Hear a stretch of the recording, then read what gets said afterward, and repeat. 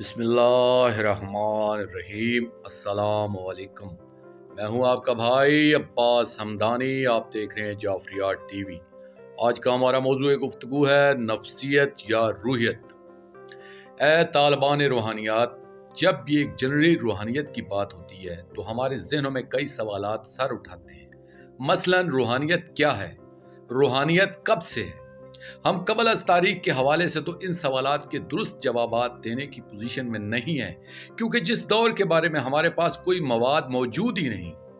ہم اس دور کے بارے میں کوئی حتمی بات کیسے کر سکتے ہیں کہ جبکہ جس دور کے بارے میں ہمارے پاس بہت زیادہ مواد موجود ہے، اس دور کے بارے میں بھی کوئی حتمی جواب نہیں دے سکتا، کیونکہ ان صدیوں کے عرصے میں ان حقائق پر لہجوں، زبانوں، سوچوں اور کتابت کی غلطیوں کے گرد کئی تہیں چڑھی ہوئی ہیں، جن میں سے کسی بات کے بارے میں کوئی حتمی رائے قائم کرنا محال ہے۔ ہاں، کچھ روایات کے ساتھ مشاہدہ روحانی یا کسی واردات قلبی کے حوالے سے کچھ باتیں کہی جا سکتی ہیں، جو اگرچہ 100% درست نہیں ہوں گی تو کئی فیصد درست بھی ہوں گی۔ دوستو، روحانیات کا یہ میدان ایک طرح سے روحانیات کی آرکیالوجی، علم آثار قدیمہ کہیں تو غلط نہ ہوگا، کیونکہ جس طرح ایک آرکیالوجسٹ قدیم مقامات کی کھدائی کر کے وہاں سے نکالے ہوئے برتنوں، لوحوں، سامان، استعمال اور اشاراتی زبانوں سے کچھ نتائج نکالتا ہے، اسی طرح قدیم روحانیت کو بوسیدہ روایات میں سے کھود کر نکالنا پڑتا ہے، اس سے کچھ نتائج اخذ کرنا پڑتے ہیں۔ اگر ہم روحانیت کی ایک ہمہ فکری تعریف کریں تو وہ یہ ہوگی: روحانیت ایک ایسی قوت ہے جو ماورائے مادیات و مافوق المادیات میں تصرف کر سکتی ہے۔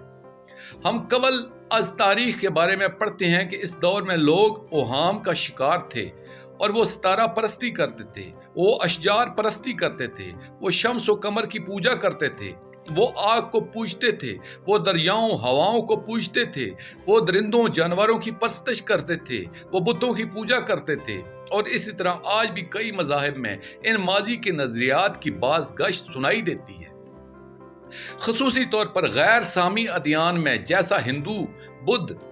جین، شنٹو، پارسی، سوالی سپرچولزم میں ان کی کوئی نہ کوئی شکل اب بھی موجود ہے۔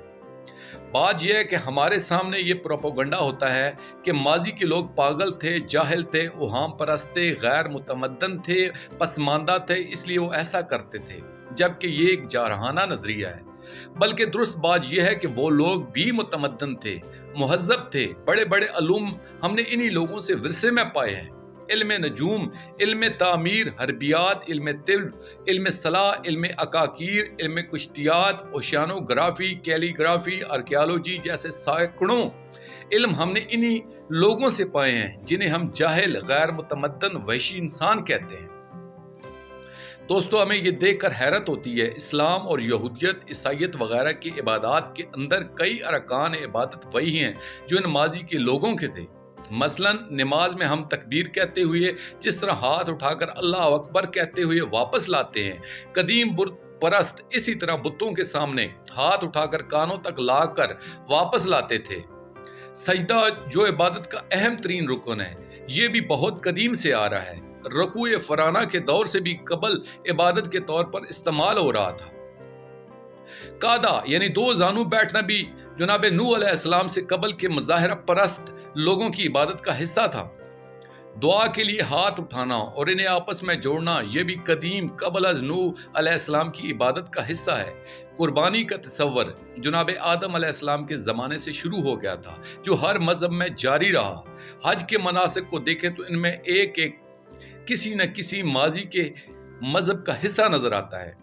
یعنی سر منڈوانا، طواف، سعی، جمرات، قربانی، تلبیہ وغیرہ بھی ماضی ہی سے اسلام میں منتقل ہوئی ہیں۔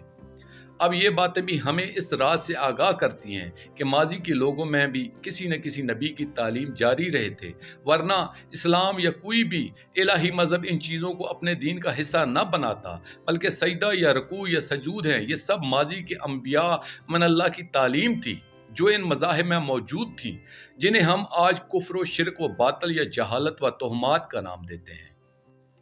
دوستو، آخر میں شکریہ ادا کروں گا اپنے مرشد کریم سید محمد جعفر الزمان نقوی البخاری سرکار دامِ ظلہ تعالیٰ کا، یہ مضمون میں نے ان کی روحانی ڈائری سے پیش کیا ہے، اور آخر میں اپنے پاک شہنشاہ کی بارگاہ میں دعا کریں گے۔ الجل الجل یا ولی المظلومین، یا امان الخائفین، یا بلد الامین، اجل اللہ تعالی فرجک وصلوات اللہ علیکہ یا ربا محمد وآل محمد، صلی اللہ محمد وآل محمد، وعجل فرج آل محمد صلی اللہ علیہ وآلہ